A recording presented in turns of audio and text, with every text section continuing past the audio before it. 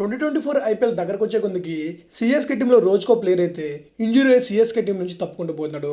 Present ఇప్పటి వరకు ఎప్పుడో రంజీ మ్యాచ్లో శివన్ దుబే బ్యాక్ ఇంజురీ అవడం వల్ల తను సిఎస్కే టీం ఆర్సీబీతో ఆడబోయే మ్యాచ్కి ఉండడం అని చెప్పి తెలిసింది. ఫైనల్గా తనైతే సిఎస్కేతో ఆడబోయే మ్యాచ్కి అయితే ఫిట్ అయ్యాడు అనుకునే లోపు మళ్ళీ డెవన్ కాన్వేకి తమ్ ఇంజురీ అవడం, దానికి సర్జరీ చేయడం వల్ల తను ఒక హాఫ్ ఆఫ్ ద ఐపీఎల్ మొత్తానికి అయితే మిస్ అయిపోయాడు. ఇప్పుడు ఇంకా తనకు రిప్లేస్మెంట్గా రచరవీంద్రన్ యూస్ చేసుకోవచ్చులే అనుకునే టైంకి శ్రీలంక వర్సెస్ బంగ్లాదేశ్ మధ్య జరిగిన T20 సిరీస్లో మతీసా పద్రానాకైతే తనకి హ్యామ్స్ట్రింగ్ ఇంజురీ అయితే కావడం జరిగింది. ఆ హ్యామ్స్ట్రింగ్ ఇంజురీ చాలా సీరియస్ అవడం వల్ల మొన్నడైతే సిఎస్కే ఆడబోయేటటువంటి ఫస్ట్ 4 లేదా 5 మ్యాచ్లకి అయితే మిస్ అయ్యాడు.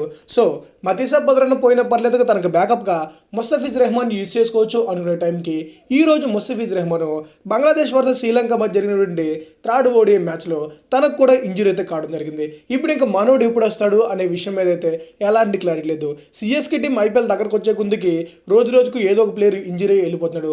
ఇప్పుడు ఇంకా సిఎస్కే టీంలో సరైన ఫారెన్ ఫాస్ట్ బౌలర్ అంటే చెప్పుకోదగ్గ ప్లేయర్ అయితే ప్రజెంట్ ఎవరు లేరు.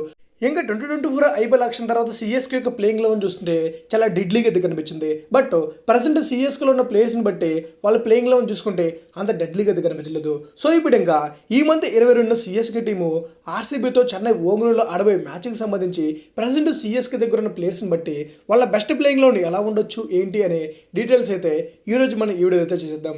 గ్యాస్ వీడియో అయితే చాలా ఇంట్రెస్ట్గా ఉంటుంది. లాస్ట్ రోజు చేసి ఫస్ట్ మ్యాచ్కి సంబంధించి సిఎస్కే యొక్క బెస్ట్ ప్లేయింగ్ లెవెన్ ఎలా ఉంటుందని చెప్పి మీరు అనుకుంటున్నారు అండ్ ఆ మ్యాచ్ ఏ టీం గెలుస్తుందని చెప్పి మీరు ఎక్స్పెక్ట్ చేస్తున్నారు అనేది అయితే కింద అయితే కామెంట్ చేసేయండి. ఇంకా మనం వీడియోలోకి వచ్చేస్తే మొదటిగా ఓపెనర్లుగా రుతురాజ్ గైక్వాడ్ అన్న రచిన్ రవీంద్ర అయితే వచ్చే ఛాన్స్ ఉంది. యాక్చువల్గా రుతురాజ్ గైక్వాడ్ అన్న డెవన్ కాన్వే అయితే రావాలి. బట్ డెవన్ కాన్వేకి తమ్ ఇంజరీ వల్ల తనైతే మిస్ అయ్యాడు కాబట్టి తను వచ్చే వరకు రుతురాజ్ గైక్వాడ్ అండ్ రచిన్ రవీంద్ర అయితే ఓపెనర్స్గా వచ్చే ఛాన్స్ ఉంది. వీళ్ళిద్దరితో కూడా బెస్ట్ కాంబినేషన్ చెప్పొచ్చు.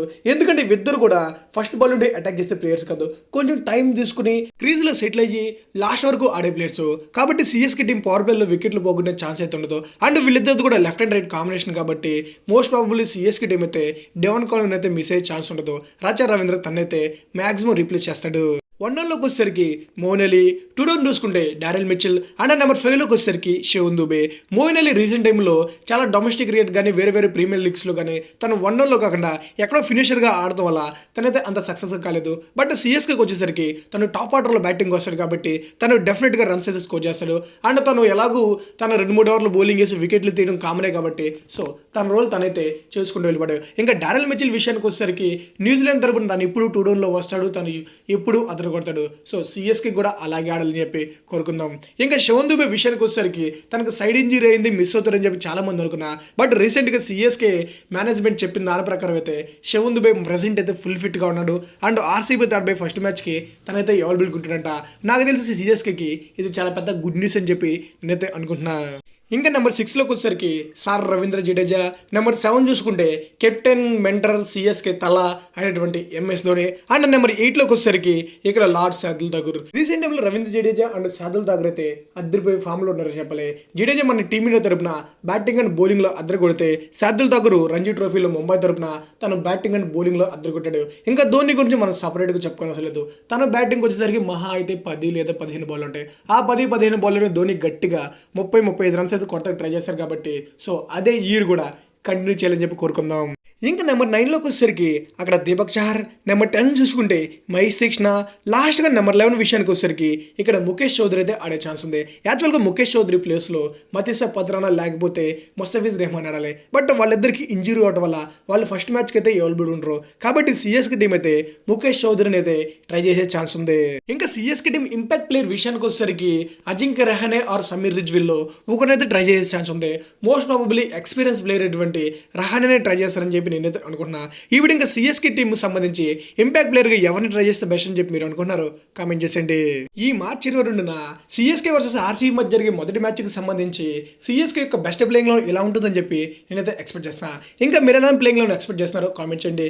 ఇంకా నేను చెప్పిన ప్లేయింగ్ లెవెన్ గురించి మనం డీటెయిల్గా చూసుకుంటే ఈ ప్లేయింగ్ లెవెన్లో రవీంద్ర జడేజా, ఎంఎస్ ధోని కాకుండానే ఇంపాక్ట్ ప్లేయర్గా వచ్చినటువంటి అజింక్య రహానేతో కలిపి 8 మంది ప్యూర్ బ్యాటర్స్ ఉంటే, ఇంకా ఫాస్ట్ బౌలింగ్ విషయానికి వచ్చేసరికి ఇక్కడ ముఖేష్ చౌదరి, శార్దుల్ ఠాకూర్, దీపక్ చహర్ లాంటి ముగ్గురు బౌలర్స్ ఉంటే, అండ్ స్పిన్ బౌలింగ్ విషయానికి వచ్చేసరికి మహేష్ తీక్షణ అండ్ రవీంద్ర జడేజా లాంటి క్వాలిటీ బౌలర్స్ ఉంటే, వీళ్ళ 5 కాకుండానే ఇంకొక 4 ఆల్రౌండర్స్ ఉన్నారు. ఆ 4లో 2 fast bowling allrounders, 2 spin bowling allrounders. Fast bowling ఆల్రౌండర్స్గా Daryl Mitchell and Shivam Dube ఉంటే, స్పిన్ బౌలింగ్ ఆల్రౌండర్స్గా మోయిన్ అలీ అండ్ రచా రవీంద్ర ఉన్నారు. సిఎస్కే దగ్గర మాత్రం ఎంత స్ట్రాంగ్ బ్యాటింగ్ ఉంది, అంత స్ట్రాంగ్ బౌలింగ్ ఉంది. బట్ ఈ టీంలో ఒకే ఒక్క మైనస్ ఏంటంటే depth overs. CSK team depth overs కోసం మతీసా పత్రానా అండ్ ముస్తఫిజ్ రెహమాన్ అయితే కొనడం జరిగింది. బట్ వాళ్ళైతే సిఎస్కే టీం ఆడబోయే స్టార్టింగ్ 2-3 మ్యాచ్లకి అయితే అవైలబుల్గా ఉండవు. కాబట్టి సిఎస్కే టీంకి అయితే డెప్త్ ఓవర్స్లో కొంచెం డల్గా కనిపిస్తుంది. ఇంకా మిగిలిన అన్ని డిపార్ట్మెంట్లో సిఎస్కే అయితే చాలా అంటే చాలా స్ట్రాంగ్ అయితే కనిపిస్తుంది. ఇప్పుడు ఇంకా సిఎస్కే టీం యొక్క డెప్త్ ఓవర్స్ మైనస్ని ఏ విధంగా మేనేజ్ చేయొచ్చు, మీ ఒపీనియన్ ఏంటో కింద అయితే కామెంట్ చేయండి.